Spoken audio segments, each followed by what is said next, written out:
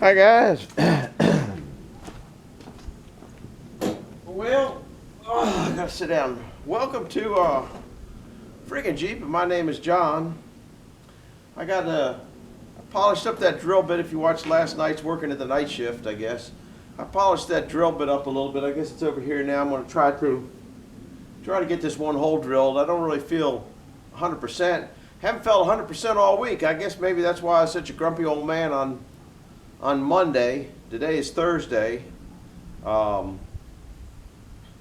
So Monday I didn't really feel good. Tuesday I didn't feel good. Wednesday I didn't feel good. Today I think I'm getting over what I've gotten into. I figured I just had the flu, but I just don't have time for colds, so I just kind of keep putting along. And so the wife, she got sick today, started coming down with something. So I guess she talked to the daughter and went and got some COVID tests. Well, she tested positive for COVID. It come up real quick, positive. I said, oh, I wonder if that's what I have. So I tested it, and so I got COVID. Okay, so that's what I got. Now I had all my shots and booster shots and all that crap. In fact, today at 12:30, which was an hour and a half ago, I was supposed to go in town and get my latest booster for COVID. She already had hers. She's got it worse than I do, but that's just the way your body reacts to whatever it is. So that's just the way it is. Anyhow, I thought that was kind of interesting. So she calls the doctor. The only way the doctor will give her a prescription is if she goes in to the doctor, because they got some kind of medicines to help you with COVID.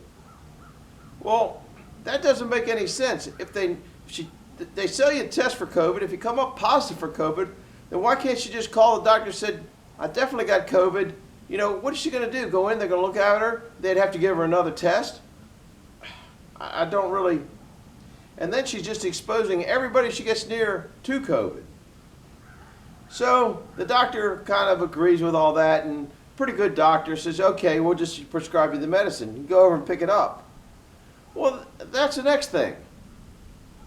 Now, if you got COVID, you got to go to the store to get COVID medicine. That makes no sense.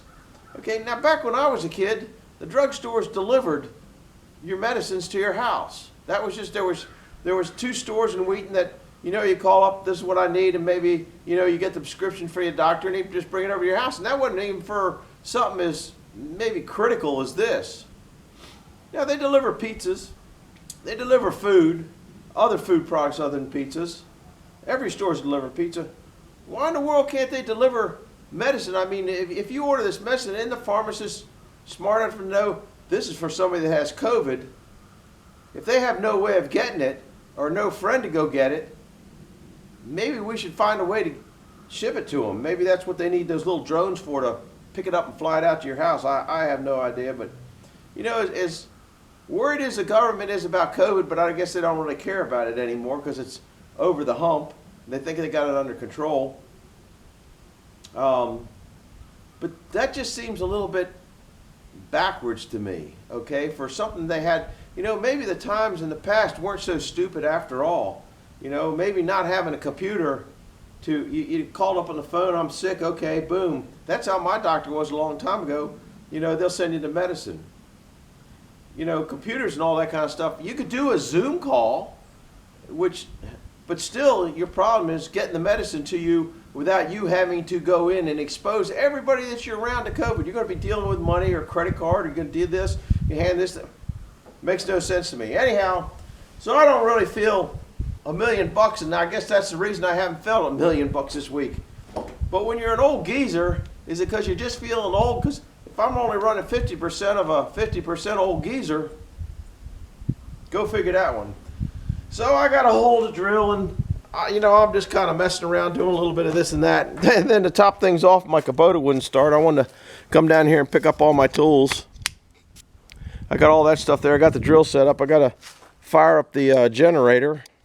So we'll go over there and fire up the generator, see if it wants to come to work. My Kubota, like I said, didn't want to come to work today. The battery's the original battery. I think it might be 10 years old now. Let's see if this thing will start. Of course it'll start. Plug it in. It's noisy, I know. Oh, I got to show you. I got one of my pieces of steel in today. I thought the FedEx man was going to have a coronary trying to get it out of the truck. That little piece of steel, I don't know, it probably weighs about 100 pounds. And I just threw it in the back of here. I just did a short. I got my bed all dirty from a stupid Milwaukee chainsaw that bleeds all the time. Anyhow, let's see if we can go drill a hole. Going to be kind of a noisy background. So now you're going to see a slow-moving old man move slower. Probably get thrown around by that drill.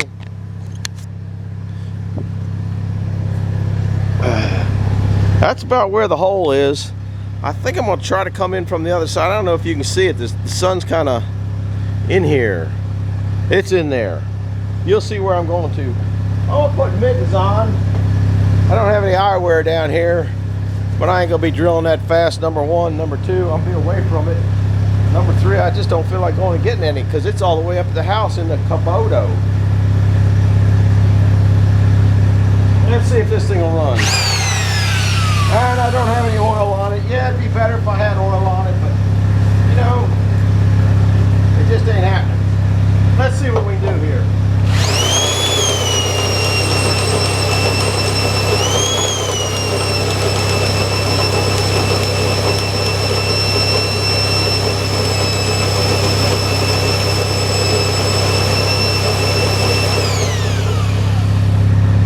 Chips, I'm not pushing down real hard because when it goes through, it's going to want to throw me for a loop. I don't know if you heard that or not.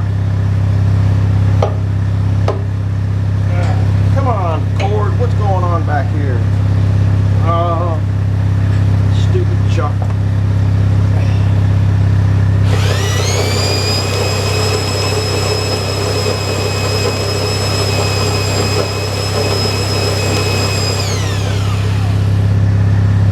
Oh, you know, now that I think about it, there usually is an oil can down here. I might have taken it back to the other mill. Oh, here it is. Guess we'll put a little slobber on it to make you all happy.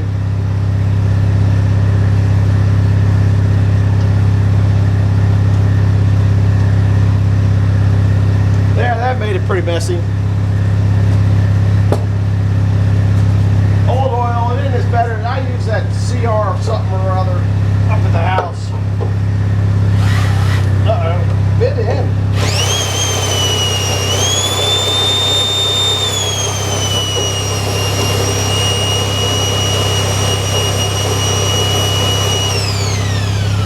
Well, now it ain't drilling at all. Probably polished off this drill bit again. It doesn't look too bad. Now I wish I had a towel to wipe the stupid oil off. Can't see what's going on. I might have a rag in the back of the Kubota or the Tomcat. There's a rag. That thing was cutting. It ain't cutting now.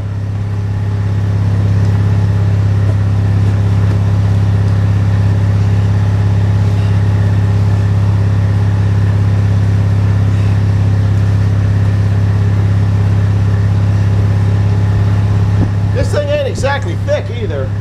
It's probably only a 1/4 inch thick. But it could be a quality steel. I need to tighten this chuck up too. Well, it'll slide. It'll slip in if I bite into something.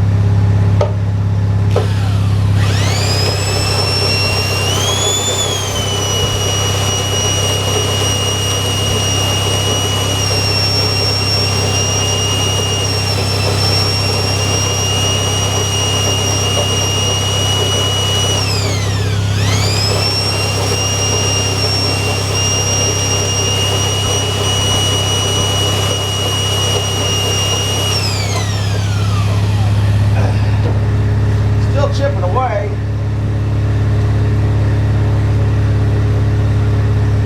It's still got a little bit of edge on it, but not much.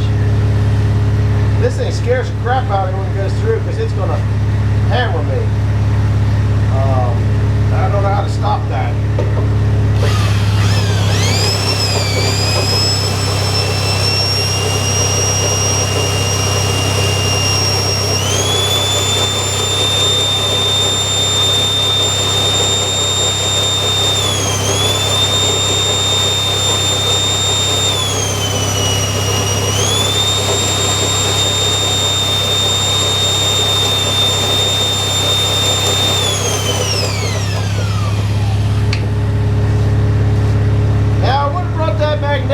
drill down here, but that magnetic drill weighs about 80 pounds. It might go 85 pounds.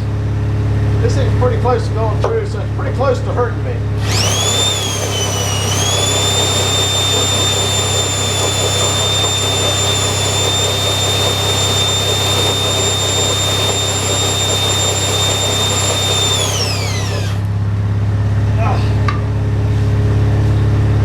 It's just about there. It's about ready to hurt me. Well, that wasn't too bad. I thought it was going to get me, man. That thing scared me. I've had quite a few drills throw me around. I'm going to go turn off that noise. Now, one thing about every time you turn that generator off, it backfires. That's the only thing that I've noticed kind of funny about it. Let's go see if it'll backfire.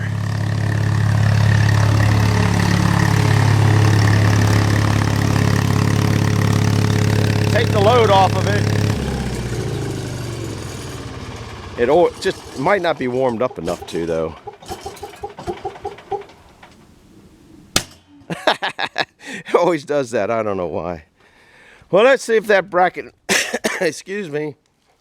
Let's see if that bracket will somehow line up.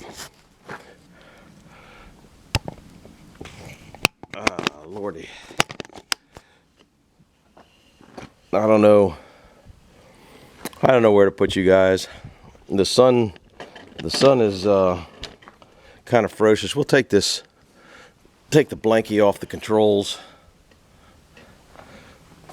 And now I got to find that piece of steel.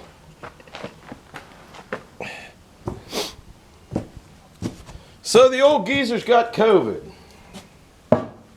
I'm really kind of glad that I got it, because I kept kind of worrying about it, and then I don't know, a while back I just said to heck with it. I ain't worrying about it anymore.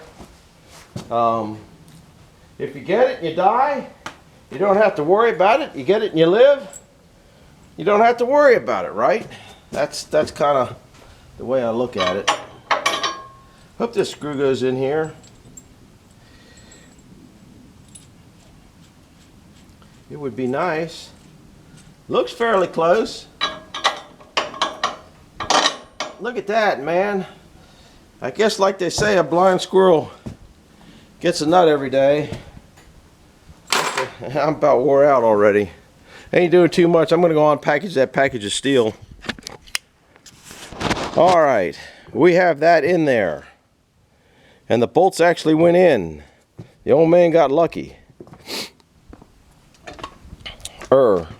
From unlucky today to whatever.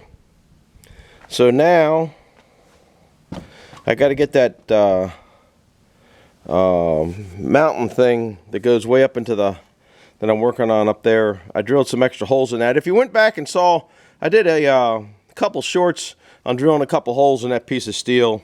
Ain't much, but it shows the mag drill. That would have walked right through this, but my goodness, to get that thing down here just to drill one hole, it really, to me, just wasn't worth it. It's almost like getting a big piece of equipment to go flip a log when you're only going to have to use it maybe one time. Sometimes it's best just go back the old standard and muscle it in there. So this is now I got to make two brackets to go down here, and I'm hoping that these holes here, okay, go down. So now I got to put 2 holes in there and 2 holes in here, which, see, I had to miss this bracket here, which keeps these in place. Had to miss this bearing to keep that in place. So now I got to basically drill 1, 2, 3, 4 half-inch holes in there. And that's going to take some, I got to bring that big top piece down, get it in place, have it bolted in here and here, level it, and try to figure out the best place to put those holes. But they're just going to be, that just is extra support. That's, originally this came with a wooden husk. So the holes just went through into a wooden husk and clamped into a wooden husk. And it did not have that top bracket. But for me, just because I'm doing it by myself, it's easier to put that top bracket on there. The reason that I got these holes here and made this so long. I mean, I could have theoretically put this over here. It's because this hole was already in the husk. So I didn't feel like messing. I didn't feel like, and this hole was already in this piece of steel. Oh man, I got lucky on that. So I utilized the hole that was already in that. That's why it's that size. And it doesn't hurt it to be that big, I don't think. If it gets in the way later, I'll probably just cut that down at an angle and cut it off. It probably isn't going to make any difference. If you notice now that bar's out, if you didn't notice it on maybe last night's late night shift video, and that is the front bar now in the back, but that's not the bar that goes in there. Where else are we? I don't know. That's about it. I'm gonna call a wrap on this video and just leave everything out. I like to go get a battery. The battery's dead in the Kubota. It's the original battery, so it doesn't owe me anything. And it's pretty chilly out. I think the snow finally melted off. Anyhow, we could probably start this thing up if we wanted to.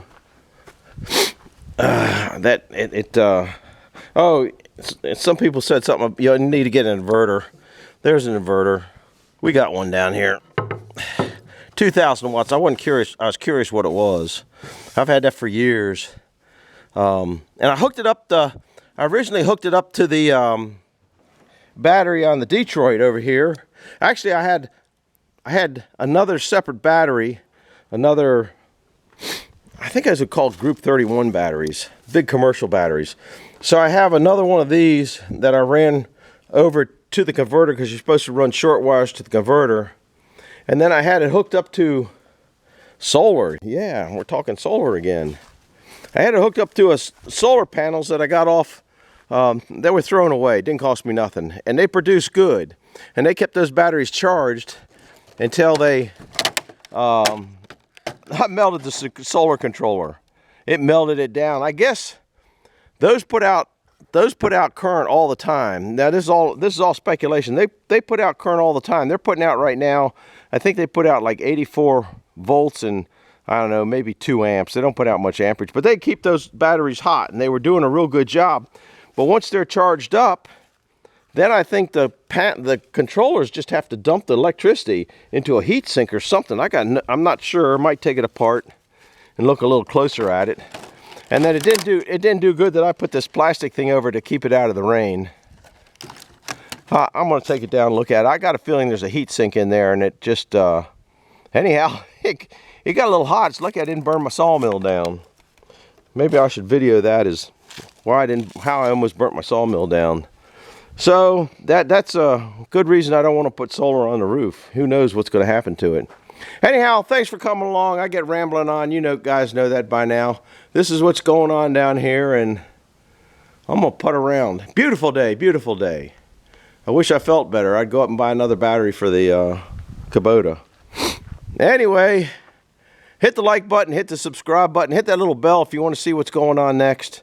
There's always something peculiar going on down here, and I'm just going to start cleaning up mess. That's all.